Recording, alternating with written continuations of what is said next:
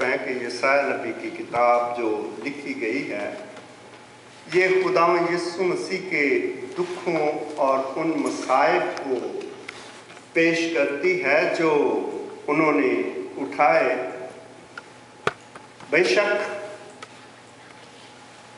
नबी ये बयान कर रहा है कि वो मारा गया, कूटा गया, सताया गया और उसने दुख सहा। लेकिन एक बात है कि पतरस रसूल इसके तल्लक से लिखते हैं कि उससे तुम बेदेखे ईमान रखते हो, अगरचे उसको देखते नहीं फिर भी ऐसी खुशी मनाते हो जो बयान से बाहर है। मेरे अजीजों, एक वक्त था कि आपका और मेरा निजात देने वाला खुदावंद लोगों के दरमियान चलता था, लेकिन बाइबल कहती है कि उसकी कुछ कदर ना की गई। लोगों ने उसे महज एक नबी, एक अच्छा उस्ताद समझ करके सुना और उसकी लायक तौर पर तालीम जो थी वो कबूल ना की। पतरस रसूल इसी के तल्लक से लिखता है कि उन नबियों ने बड़ी तलाश और तहकीक की उस फजल के बारे में जो तुम पर होने वाला था, लेकिन वो जानते नहीं थे कि कौन से वक्त और किस वक्त की वो नबूवत कर रहे थे, क्योंकि वो इस फजल की नबूवत तो कर रहे थे लेकिन इसको समझते नहीं थे। नबूवत कर रहे थे और कहता है कि आप लोग खुशकिस्मत हैं, क्योंकि जिस वक्त नबूवतें होती थी लोगों के पास ये कलाम आम नहीं था। आप लोग खुशकिस्मत हैं कि आज हर घर में 2-3 बाइबलें पढ़ी हुई हैं। वो अलग बात है कि कुछ लोग ना पढ़ें तो उनका अपना कसूर है। आज कलाम बहुत आम हो गया है ताकि लोग इस कलाम को पढ़ें और इससे खुदा की रूह की हदायत हासिल करें और नजात का बायस बने। जो हमने दूसरा हवाला पढ़ा है उसमें खास एक बात जो लिखी हुई है कि लोग शुरू से एक दूसरे से इख्तलाफ जरूर रखते थे, बेवजह, उसका कोई वजह भी नहीं होती थी, फिर भी एक दूसरे से गुस्से में रहते थे। तो पौलुस रसूल ने रूह कुद्दस की कुदरत से भरपूर होकर ये बात लिखी कि मैं यहाँ पे लोगों को मसीही करने नहीं आया, उनको बपतिस्मा देने के लिए नहीं आया, बल्कि एक आम बात मैं जो है वो बताने आया हूँ। और वो आम बात जो है वो यीशु मसीह की खुशखबरी है कि वो निजात देने के लिए आ गया है। और फिर लिखता है कि मैं खुशखबरी सुनाता हूँ, अपनी उस खुशखबरी को मैं इस बात पर ज्यादा जोर नहीं देता कि मुझे बहुत कलाम आता है, बल्कि मैं वो खुशखबरी देता हूँ जो उसने तमाम बनी नौ इंसान के लिए सलीब पर चढ़कर अपना खून बहाया है, जिसके वसीले से निजात मिलती है। आज अगर आप मसीही लोग भी कुछ इसके खिलाफ हैं, वो भी पूरी तरह से मसीह की सलीब को प्रीच नहीं करते, लेकिन जो गैर अक़वाम हैं वो यही समझते हैं, जैसे पौलुस रसूल ने लिखा कि सलीब का पैगाम जो है वो हलाक होने वालों के लिए तो बेवकूफी है, क्योंकि आज भी इस जमाने में भी बहुत से लोग जो हैं वो मसीह की सलीब की तहसीक करते हैं और अक्सर मसीहों को गलत प्रूव करने के लिए ये बताते हैं कि सलीब पर चढ़कर कैसे तेरे और मेरे गुनाह बख्शे गए। ये मुमकिन नहीं है। लेकिन मेरे अजीजों, पौलुस रसूल लिखता है कि उनके लिए बेवकूफ़ी है, लेकिन हम निजात पाने वालों के लिए खुदा की कुदरत है।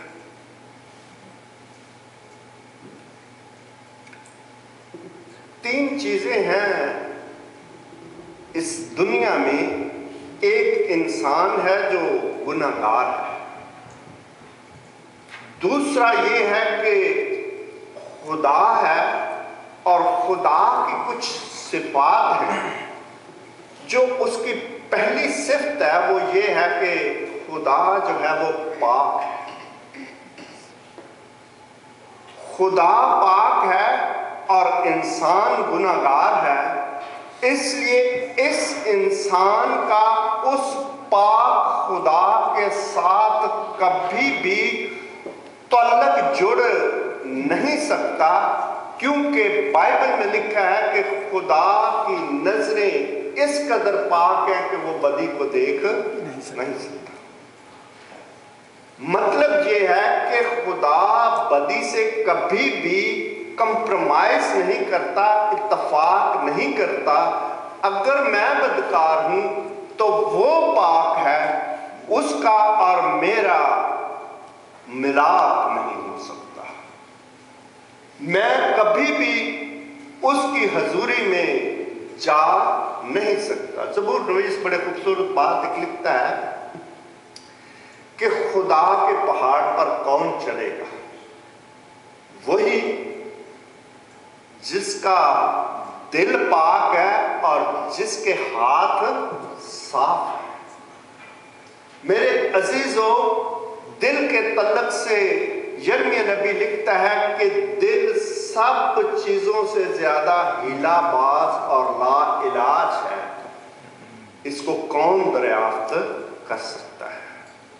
बेशक आप चर्च में आए हैं, मैं आपको कलाम सुना रहा हूं, न तो मैं आपके दिल को जानता हूं ना आप मेरे दिल को जानते हैं, लेकिन एक बात याद रखें, हम सब के दिलों को एक है जो जानता है।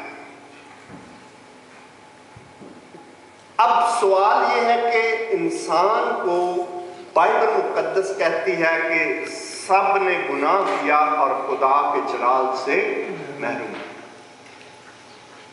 खुदा के पास इंसान जा ही नहीं सकता, कोई तरीका ही नहीं है कि खुदा की कुर्बत में इंसान चला जाए। क्यों?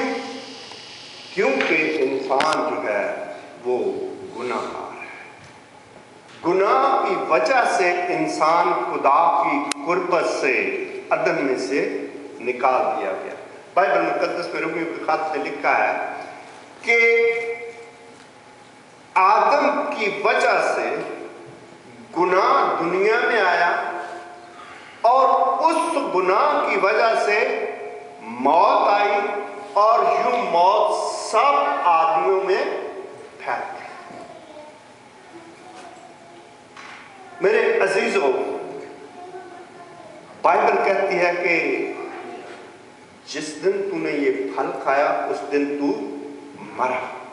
गुनाह की मजदूरी मौत है।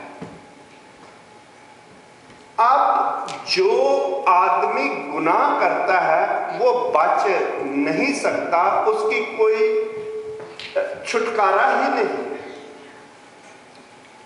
वो कभी भी खुदा की कुर्बत में नहीं आ सकता अगर वो दिल में गुनाह रखता है।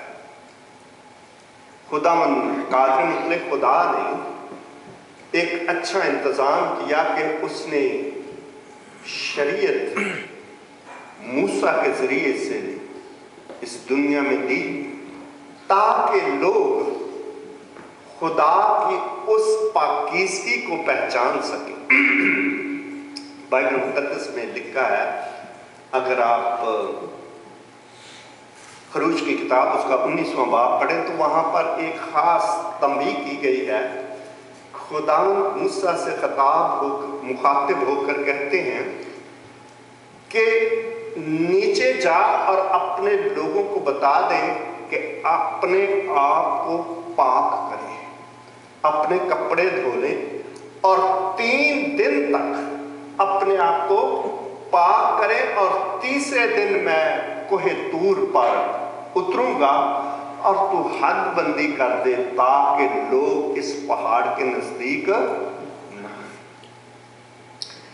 इन लोगों ने जो भी कपड़े थे इनके धोए, खुद गुस्ल लिया, फिर भी तो ये पाक नहीं हुए। खुदा कहता है कि इस पहाड़ को छूना भी मत। अगर कोई इस पहाड़ को छुए तो वो लाखता वाजिबुल कत्ल है। ये खुदा की पाकीज़गी है। खुदावंद कहता है कि तुम मुकद्दस होना क्योंकि मैं कदूस। प्रॉब्लम ये है कि इंसान पाक नहीं हो सकता। खुदावंद यीशु मसीह ने यूहन्ना की इंजील में एक बड़ी खूबसूरत बात लिखी हुई है। जब उन्होंने कहा कि राह, हक और जिंदगी में, तो शागिर्द छोड़कर कुछ चले गए, तो खुदावंद यीशु मसीह 12 से मुखातब होकर कहता है, क्या तुम भी चले जाना चाहते हो? तो पतरस ने एक बात कही कि हमेशा की जिंदगी की बातें तो तेरे पास है और हम जान गए हैं कि तू खुदा का कदूस। मेरे अजीजों, चूंकि खुदा पाक है और पाक खुदा ये चाहता है कि उसके लोग भी पाक हो। अब इंसान जो गुनाहगार है ये किसी तरह अपने आप को पाक नहीं कर सकता। खुदा पाकीज़गी चाहता है और ये पाक हो नहीं सकता। इसके लिए जरूर था कि वो खुदा कुछ बंदोबस्त खुद ही करे कि ये इंसान जो है उस तक रसाई हासिल कर सके। चूंकि खुदा मोहब्बत है, उसको आपसे, इंसान से, हर इंसान से उसको मोहब्बत है। वो चाहे किसी भी मजहब का हो, किसी भी फिरके का हो, क्योंकि बाइबल में लिखा है, ज़बूर 19 अगर पढ़े तो वहाँ पे लिखा है, जहान और उसकी मामूरी सभी खुदा की है। जो कुछ दुनिया में है वो सब खुदा का है। तो खुदा को सभी से मोहब्बत है, क्योंकि बाप होते हुए आप सब जानते हैं कि बच्चा चाहे कितना भी बुरा हो, वक्ती तौर पर तो गुस्सा बाप को आता ही है, लेकिन फिर भी उसका बेटा है, वो फिर भी उसके लिए दर्द जरूर रखता है। इसी तरह वो आसमानी बाप हम सब का है, तमाम दुनिया का वो बाप है, क्योंकि रूहें उसने खलक की हुई। मेरे अजीजों, यूहन्ना का पहला खत अगर पढ़े उसके 4 बाब में, तो बाइबल में लिखा है कि खुदा मोहब्बत है। जो मोहब्बत नहीं रखता वो खुदा से नहीं है। खुदा चूंकि मोहब्बत है इसलिए उसने एक बात कही। यूहन्ना की इंजील उसके 3 बाब की 16वीं आयत में लिखा है, खुदा ने दुनिया से ऐसी मोहब्बत रखी कि उसने अपना इकलौता बेटा बख्श दिया, ताकि जो कोई उस पर ईमान लाए, जो कोई उस पर ईमान लाए हलाक ना हो बल्कि हमेशा की जिंदगी पाए। ये है खुदा की मोहब्बत। अब चूंकि खुदा मोहब्बत है, खुदा की और भी सिफात हैं बहुत सी कि खुदा आदल है। अगर आप इश्तिश्ना की किताब उसका 32वां बाब पढ़े तो वहां पर लिखा है कि वो मुनसिफ और बरहक है, वो इंसाफ भी करता है और आदल भी है। अब प्रॉब्लम ये है कि वो इंसाफ करे तो ये गुनाहगार इंसान जो है वाजिबुल कत्ल है, लेकिन वो रहीम भी है। अगर आप हुसैन नबी की किताब पढ़े तो वहां पर लिखता है 6 बाब में कि ताकि तुम जानो कि मैं कुर्बानी नहीं बल्कि रहम पसंद करता हूं, क्योंकि खुदा रहम पसंद करता है, वो रहीम खुदा है। वो नहीं चाहता कि ये लोग जो हैं वो तबाह हो जाएं, वो इनको बचाना चाहता है। अब सवाल ये है कि अगर ये गुनाहगार इंसान जो है, जो मोस्टली मुख्तलिफ कौमें और मुख्तलिफ मज़ाहिब जो हैं वो खरायत करते हैं। एक सऊदीर में था तो एक हमारे ग्रुप में आदमी था थोड़ा बेचारा अनपढ़, तो पुराना कहीं अपने माँ बाप से शायद सीखा होगा, क्योंकि बहुत सी चीज़ें जो है हम पीछे विरसे से लिए आते हैं। तो वो चीनी जो होती थी ना, वहाँ कीड़ियाँ होती थी, कच्चे घर होते थे, वो चीनी उधर फेंकता था, कहता ये भी खुदा की मखलूक है, इसको चीनी खिलाओ, भूखी है बेचारे। तो इससे भी कुछ इस तरह से लोग खुदा की कुर्बत में जाना चाहते हैं। कुछ लोग जो हैं दुआएं, रोज़ा, दहियकी और मुख्तलिफ तरीके से लोगों को खरायत करके, गांव में अक्सर होता है कि लोग जी आज चौड़ मंडने काले भी अल्लाह ना, इस तरह लोग खुदा की कुर्बत हासिल करना चाहते हैं। मेरे अजीजों, खुदा कोई इंसान नहीं कि उसको आप और मैं रिश्वत दे करके ये उसकी नजदीकी हासिल कर सके, ये इम्पॉसिबल है। लेकिन होता है अक्सर लोग रिचुअल जो है वो करते हैं कि खुदा की कुर्बत हासिल कर, लेकिन खुदा की कुर्बत नहीं मिलती। खुदा की कुर्बत के लिए एक ही तरीका है, जैसे कि हमने बाइबल में से पढ़ा है कि ये बाप को पसंद आया कि उसे कुछ नहीं, ये बाप को पसंद आया कि उसे कुछ ले जब उसकी जान गुनाह की कुर्बानी के लिए। पुराने जमाने में बर्रों और बछड़ों को कुर्बान करते थे, इसलिए कि मैंने गुनाह किया है, मेरे गुनाह के एवज ये कुर्बान हो रहा है ताकि मैं बच जाऊं। यही बात वहां पे हो रही है कि ये खुदा बाप को पसंद आया कि उसे कुछ ले, उसकी जान जब गुनाह की कुर्बानी के लिए गुजरानी जाएगी तो वो अपनी नस्ल को देखेगा। आज मसीही लोग जो खुदावंद यीशु मसीह को अपना निजात जिंदा कबूल करके उसके नाम में आ गए, मेरे अजीजों, वो उसकी नस्ल बन जाते हैं, वो उसके लोग बन जाते हैं। बाइबल में अगर आप इस खात उसका दूसरा बाब पढ़े तो वहां पर एक बड़ी खूबसूरत बात लिखी है। ये मैं आपके लिए हवाला पढ़ूंगा, ये बड़ा खूबसूरत हवाला है।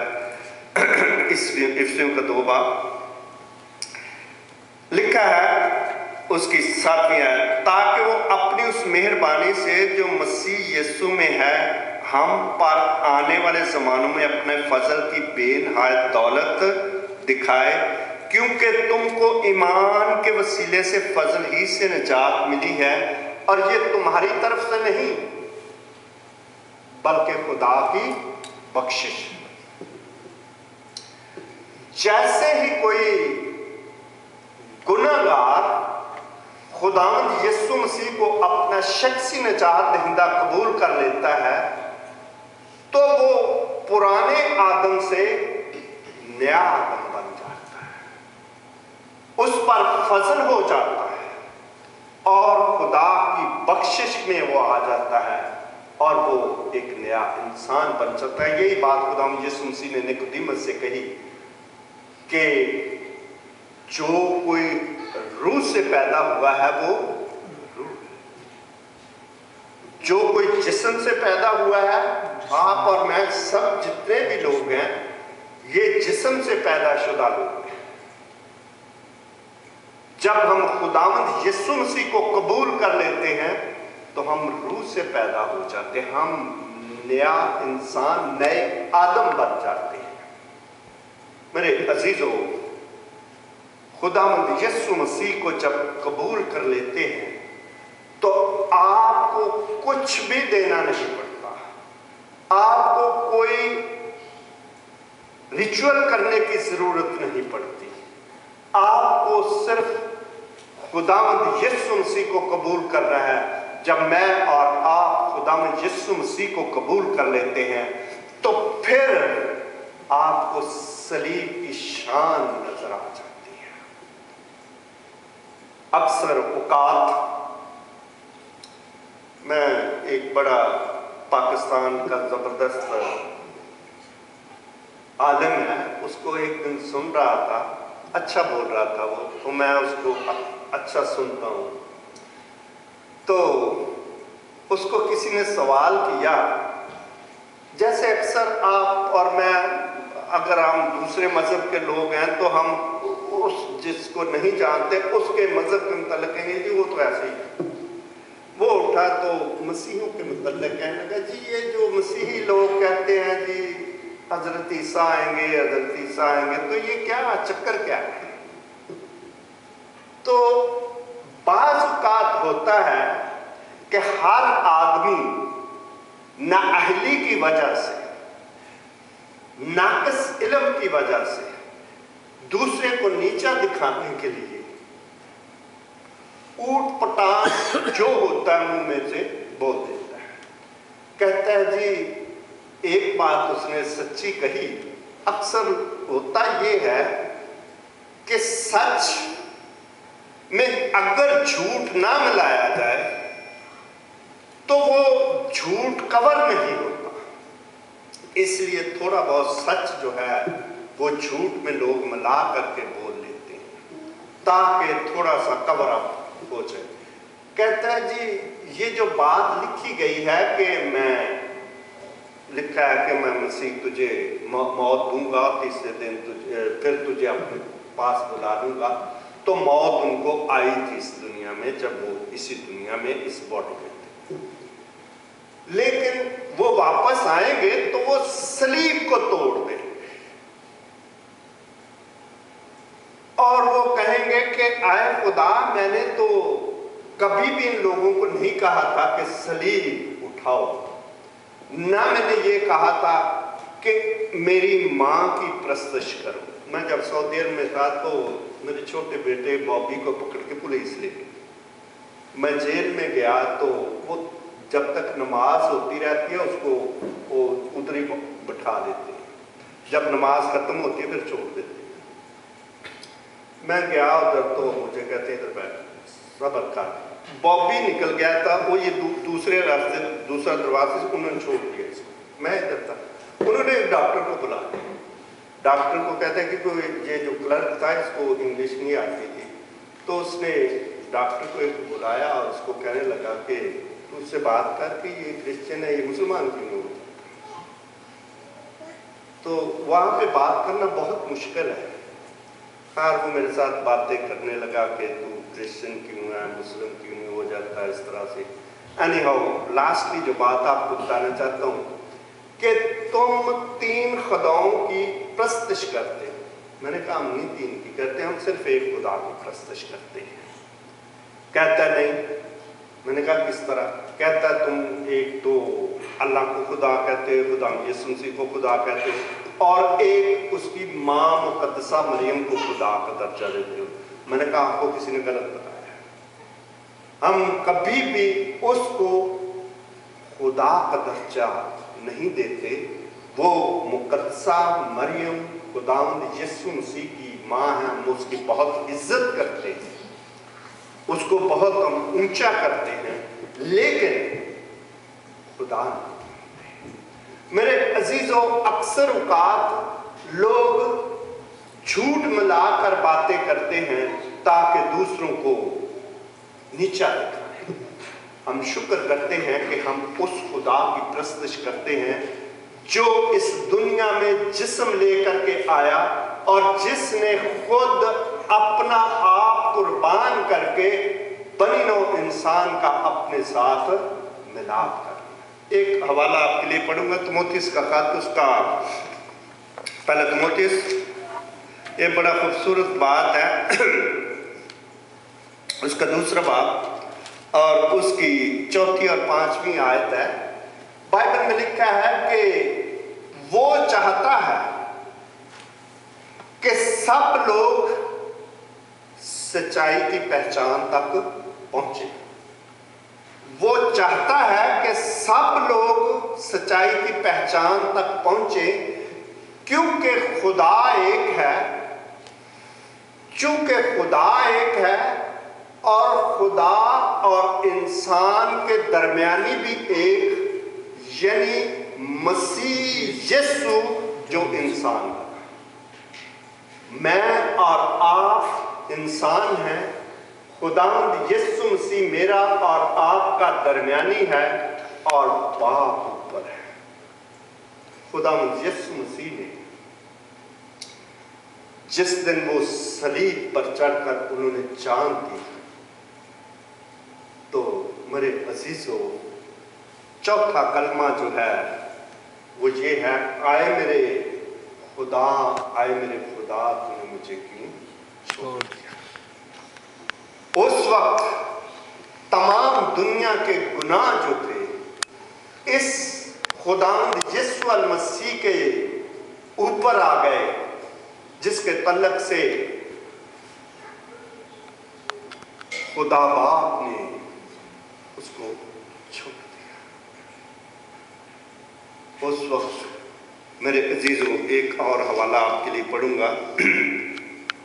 बाइबल मुकद्दस में लिखा है,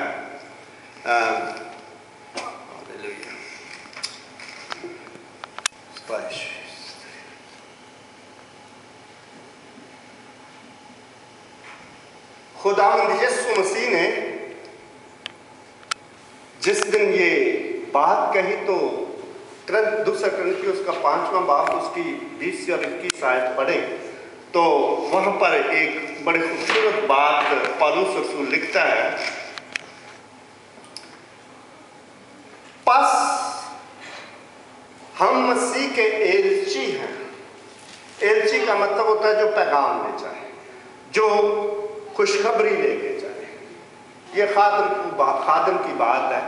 बस हम मसीह के एलची हैं और खुदा हमारे वसीले से इल्तमास करता है। हम मसीह के एलची हैं, गोया हमारे वसीले से खुदा इल्तमास करता है। हम मसीह की तरफ से मिन्नत करते हैं, हम मसीह की तरफ से मिन्नत करते हैं कि खुदा से मेल मिलाप कर लो, वो जो गुनाह से वाकिफ ना था। अभी हमने पढ़ा है यशायाह की किताब, उसका 53 बाब, कि उसके मुंह में हरगिज छल ना था, वो बेगुनाह था। तो बाइबल में पौलुस रसूल ये कहता है वो जो गुनाह से वाकिफ ना था, उसी को खुदा ने गुनाह ठहरा दिया ताकि उसकी रास्तबाजी में से होकर हम रास्तबाज बन जाएं। मेरे अजीजों, जब यीशु पर तमाम दुनिया के गुनाह लाद दिए गए, तो वो गुनाहगार नहीं था बल्कि सरापा गुनाह बन गया, और जिसकी वजह से बाप ने उसे छोड़ दिया। जिसकी वजह से बाइबल में लिखा है कि सूरज ने भी अपना मुंह जो है